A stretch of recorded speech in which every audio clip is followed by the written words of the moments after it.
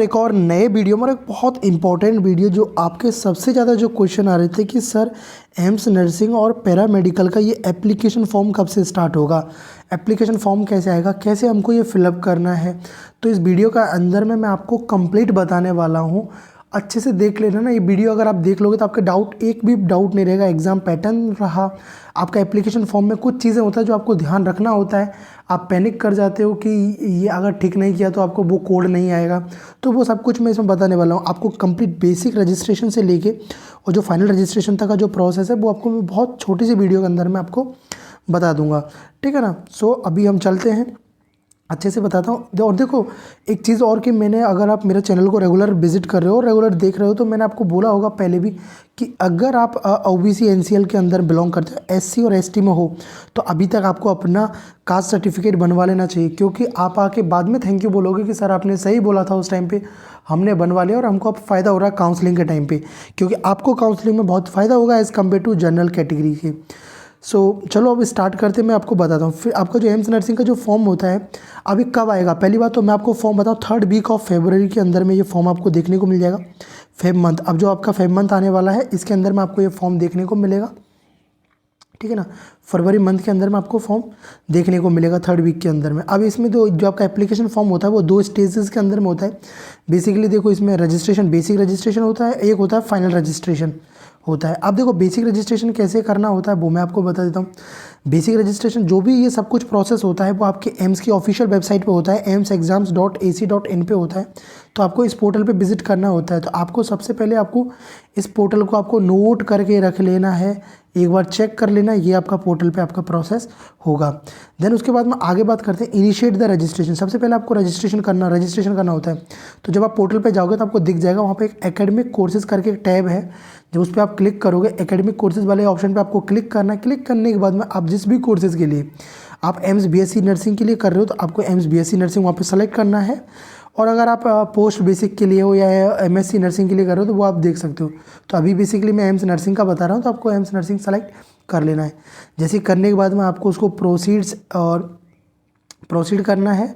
और आपका जब आप उसको प्रोसीड करते हो तो आपका उसमें जो रजिस्ट्रेशन है, रजिस्ट्रेशन प्रोसेस आपका स्टार्ट हो जाता है। तो देखो इसको आप खुद से भी कर सकते हो, बस जो चीज़ें मैं आपको बता रहा हूँ उन चीज़ों का ध्यान रखना, बस गलती मत करना। अब देखो, अब ये जो चीज़ बता रहा हूँ बहुत इंपॉर्टेंट बेसिक इन्फॉर्मेशन, देखो इसको आप चेंज नहीं कर पाओगे। तो इसलिए आप जब भी इंटर करो तो पहले पर्सनल डिटेल्स अच्छे से चेक कर लो। क्योंकि कभी कभी क्या होता है कि अगर आप अपना डिटेल्स डाल रहे हो तो गूगल होता है ना, खुद से आपने जो सेव किए होते हैं अपने ब्राउज़र के अंदर में, वो ऑटोमेटिक ले लेता है। अगर किसी और नाम से सेव कर रखे आपने, अगर ऑटोमेटिक ले ले तो उस चीज़ का ध्यान रखना। तो आपको अपना डिटेल्स अच्छे से भरना है, नेम को अच्छे से चेक कर लेना किस कैंडिडेट का भर रहे हो, डेट ऑफ बर्थ आपको अच्छे से चेक करना है। और आपका जो डेट ऑफ बर्थ है वो जो 10th क्लास में जो आपका मार्कशीट है उसके बेसिस पे ईमेल आईडी आपका होना चाहिए, मोबाइल नंबर आपका होना चाहिए।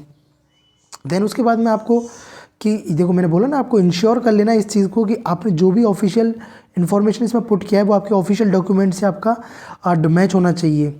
मैच हो, ये सब होने के बाद में जब अपना अपलोड कर दे तो बेसिक इन्फॉर्मेशन रजिस्ट्रेशन के लिए, तब आपको अपने डॉक्यूमेंट्स अपलोड करना होता है। इसमें upload the scan copies of the recent passport size photographs. तो इसमें आपको फोटोग्राफ्स अपलोड करना होता है, आपका सिग्नेचर होता है और लेफ्ट थंब का इंप्रेशन, जो कि इसमें लेफ्ट थंब लिखा हुआ है, इस चीज़ का ध्यान रखना है। फोटोग्राफ हुआ, सिग्नेचर हुआ, लेफ्ट थंब का इंप्रेशन आपको अपलोड करना है। उसके बाद में आपको इन चीज़ों का ध्यान रखना है क्योंकि उसके अंदर में जो भी आपको अपलोड करना है तो उसमें एक स्पेसिफिक साइज़ आपको मेंशन होगा। एक क्या होगा, स्पेसिफिक साइज़ मेंशन होगा कि इस साइज़ के अंदर में आपको अपलोड करना है। तो कोशिश कीजिएगा उसी साइज़ में उसको रिसाइज़ करके आप अपलोड करना।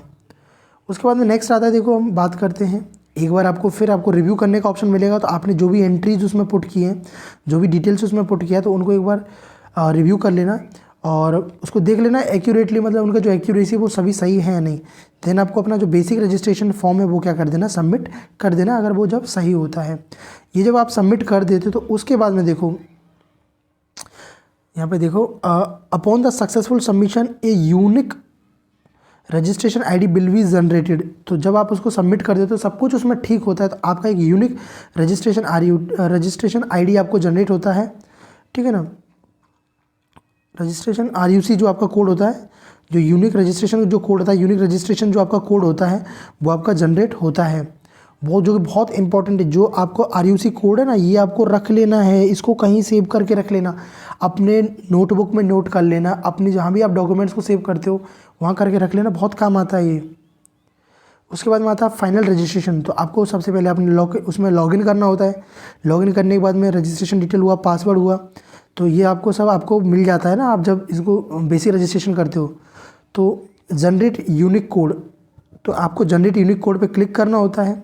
देन उसके बाद में आपको अपना फर्दर, ये जो अब मैं बता रहा हूँ फाइनल रजिस्ट्रेशन वाला प्रोसेस बता रहा हूँ, तो आपको अपना कोड सेलेक्ट करना होता है, generate the code for required final registration. So आप जैसे अपना उसको कोड को रिक्वायर जो उसको फाइनल रजिस्ट्रेशन कर देते हो, तो आपका इसका एप्लीकेशन फॉर्म आपका कंप्लीट हो जाता है।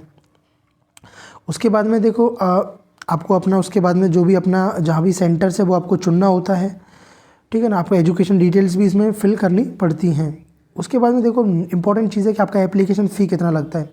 जो एप्लीकेशन फ़ी है देखो, OBC NCL हुआ, जनरल हुआ तो 2000 रुपये आपका लगता है फ़ी, और जो SC ST हुए इनके लिए 1600 रुपये आपका लगता है, 1600 रुपये लगता है। अब बोलोगे सर एग्ज़ाम डेट कब होगा, एग्ज़ाम डेट कब होगा, तो मैं आपको एग्ज़ाम डेट बता देता हूँ। एग्ज़ाम डेट इसका ऑलरेडी आउट हो चुका है, मतलब ऑलरेडी इसका रिलीज़ मतलब हो चुका है। इसका होगा 1 जून को आपका इसका पेपर होगा, 1 जून को इसका आपका पेपर होगा, तो इसमें आपको ध्यान रखना है। देन उसके बाद में आपको अपना पेमेंट करना है, आप इसमें बैंकिंग के through credit card debit card से पेमेंट कर सकते हो। सो इन चीज़ों का आपको ध्यान रखना है। इंपॉर्टेंट नोट्स में आपको क्या रखना है कि आप जो भी चीज़ रखो वो करेक्ट रखना, जिससे कि आपका फॉर्म रिजेक्ट ना हो। उसके बाद में डेडलाइन से पहले, इसमें क्या डेडलाइन से पहले आपको उसको फिल कर देना, क्योंकि डेडलाइन के बाद में ये एक्सेप्ट नहीं करता है। और आपको हर अपडेट के लिए ऑफिशियल वेबसाइट पे आपको विजिट करते रहना है, और अनाउंसमेंट के लिए आप वेबसाइट विजिट कर सकते हो, नहीं तो इस चैनल को भी सब्सक्राइब करके बना रह सकते हो, क्योंकि जब तक आपको कॉलेज नहीं मिल जाएगा, कोई भी एम्स का, नर्सिंग हुआ, बठिंडा हुआ, भुवनेश्वर हुआ, जो भी आपका टॉप कॉलेजेस है, दिल्ली हुआ, जो भी आपका ड्रीम है, तो उसके अंदर मैं आपको हेल्प करूँगा, और आपको काउंसलिंग में कैसे करना वो भी मैं आपको बताऊँगा। लेकिन जितने मैं लास्ट 3 ईयर से गाइड करता आ रहा हूँ, तो इस बार भी मैं आपको अच्छे से गाइड करूँगा। इसमें देखो ठीक है ना। देन उसके बाद में आपका पैटर्न के बारे में आपको अच्छे से बता देता हूँ। ये देखो, आपको पता है जो एम्स BSc नर्सिंग का जो पैटर्न होता है, आपका जो BSc नर्सिंग के लिए एग्ज़ाम होता है, ये जो पैटर्न होता है CBT mode, computer based test होता है आपका। उसके बाद में देखो इसमें 120 मिनट आपको टाइम मिलता है। हिंदी इंग्लिश में पेपर दोनों में लैंग्वेज में होता है। मल्टीपल चॉइस पेपर आता है इसमें, जो 100 आपका जो क्वेश्चंस होते हैं, 100 क्वेश्चंस होते हैं सब्जेक्ट वाइज। फिजिक्स के 30, केमिस्ट्री के 30, बायोलॉजी के 30, और 10 क्वेश्चंस होते हैं आपके जनरल नॉलेज का। मार्किंग स्कीम में करेक्ट करते हो तो +1, गलत करते हो तो -1/3 इसमें नेगेटिव मार्किंग होती है। अगर मैं आपको बताऊं आपका पैरामेडिकल के लिए, तो देखो पैरामेडिकल के लिए 90 मिनट का टाइम मिलता है, 1.5 आवर्स मिलते हैं। और इसमें सब्जेक्ट वाइज देख लीजिए 30 क्वेश्चंस और 30 क्वेश्चन, 90 मिनट का आपका ये रहता है। इसका भी नेगेटिव मार्किंग आपका सेम रहता है। सो आई होप आपको जो इन्फॉर्मेशन मैंने दिया, जो मैं इसमें लाया था, वो आपको समझ आया होगा। और वीडियो भी अच्छा लगा हो तो इंतज़ार करो, जब भी फॉर्म आएगा मैं आपको इन्फॉर्म करूँगा। तो इसके लिए परेशान नहीं रहना, अच्छे से प्रिपरेशन करो। अभी भी आपके पास टाइम है तो अच्छे से यूटिलाइज़ करो, अच्छे से मॉक टेस्ट लगाओ, सो जिससे कि आपका स्कोर बढ़ पाए। So bye bye, take care, all the very best. Channel को सब्सक्राइब करके बने रहना।